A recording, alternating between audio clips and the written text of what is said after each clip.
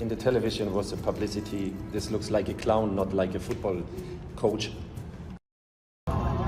그리고 내가 인도네시아 대표팀 감독으로 할 수 있겠냐? 우리가 리그가 강하고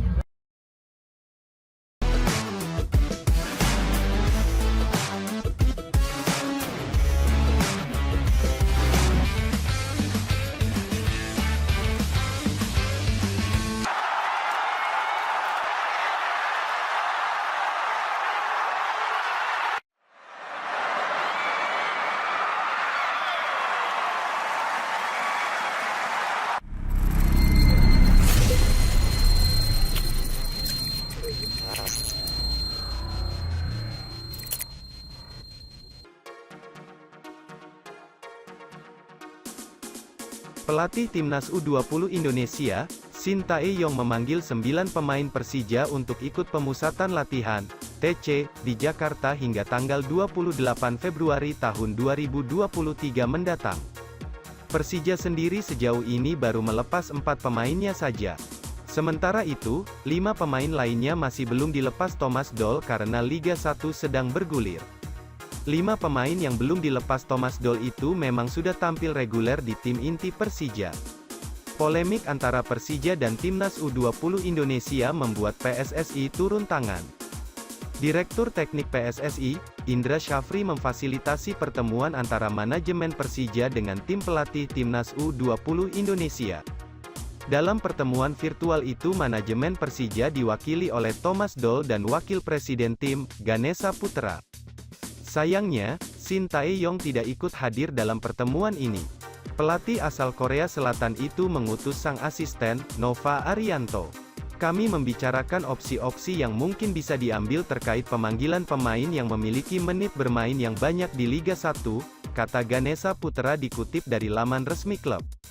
Manajemen Persija berharap Shin Ganesha Putra mengatakan dalam pertemuan tersebut Persija memberikan sejumlah opsi. Salah satunya adalah terkait pemain yang tampil reguler bersama Persija di Liga 1. Tae-yong mau menerima masukan ini. Ganesha mengatakan jika Shin Tae-yong tidak keras kepala dan mau menerima saran tersebut, Thomas Doll siap membantu Timnas U20 Indonesia. Thomas Doll mengaku siap memberi jam terbang lebih untuk pemain Garuda Nusantara di Liga 1. Persija berharap hasil diskusi ini bisa disampaikan ke pelatih kepala Timnas, Shin Tae-yong, ungkap Ganesha, sehingga bisa ada titik temu yang baik untuk kedua belah pihak.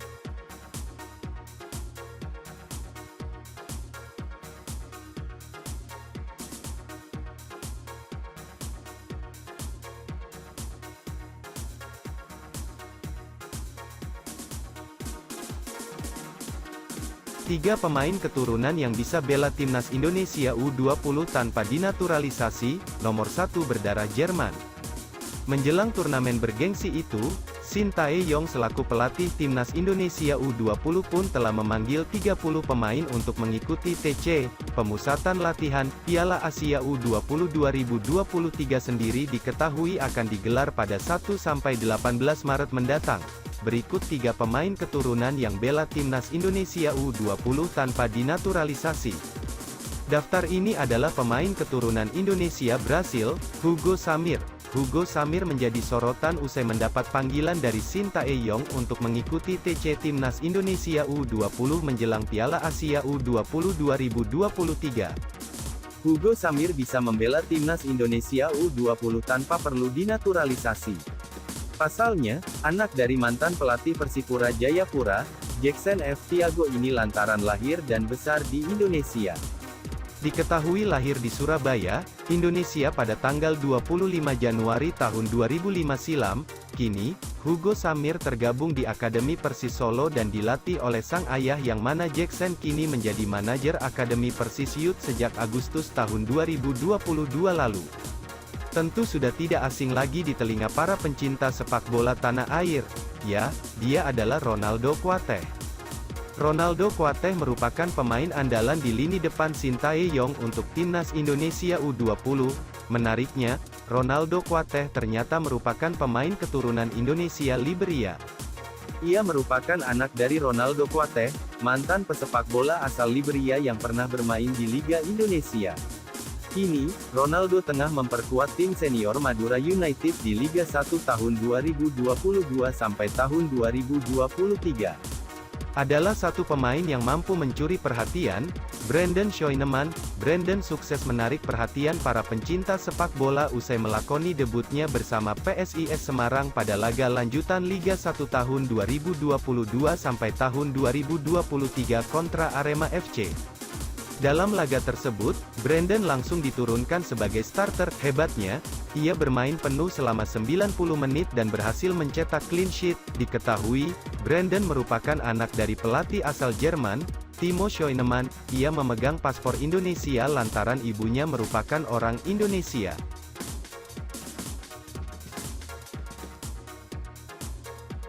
Pelatih Timnas Indonesia U20, Shin Tae-yong, sebetulnya tak perlu kerepotan untuk mencari pemain yang tepat sebagai pengganti Marcelino Ferdinand maupun Ronaldo Kuateh. Sampai saat ini, Marcelino Ferdinand dan Ronaldo Kuateh memang belum memenuhi panggilan Timnas Indonesia U20 yang memulai persiapan untuk menghadapi Piala Asia U20 2023. Pemain yang pertama sudah bergabung dengan klub kasta kedua Liga Belgia, KMSK Deinze, bahkan tak memberitahu kepada Shin Tae-yong. Sedangkan ada penanggulangan ke TC Timnas U20, sedangkan Ronaldo kabarnya akan segera bergabung dengan klub asal Turki. Seandainya terpaksa bermain tanpa kedua pemain ini, Timnas Indonesia U20 memang mengalami kerugian yang cukup besar mengingat peran penting keduanya di skuad asuhan Shin Tae-yong. Namun, pelatih asal Korea Selatan itu masih tetap memiliki sejumlah pemain yang bisa menjadi alternatif pengganti. Shin Tae-yong sebetulnya tak perlu kerepotan untuk mencari pemain pengganti Ronaldo Kuateh yang punya kualitas sepadan di Timnas Indonesia U20. Sebab, ada sederet pemain muda yang bisa mengisi sektor sayap penyerangan skuad Garuda Nusantara. Dua nama terdepan ialah Ginanjar Wahyu dan Muhammad Zaki Ashraf.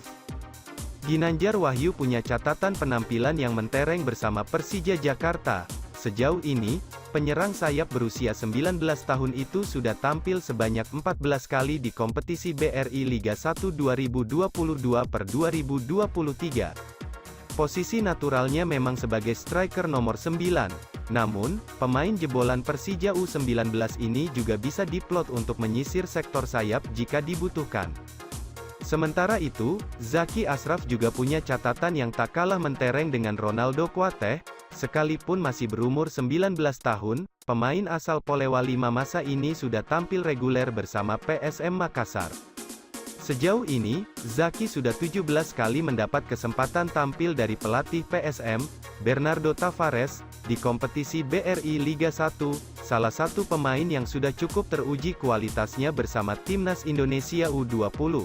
Sehingga patut dipertimbangkan sebagai pengganti Marcelino Ferdinand ialah Zanadin Faris. Gelandang serang asal Persis Solo ini punya rekam jejak yang cukup mentereng bersama Shin Tae-yong. Awal mula kemunculannya ialah pada ajang kualifikasi Piala Asia U20 2023.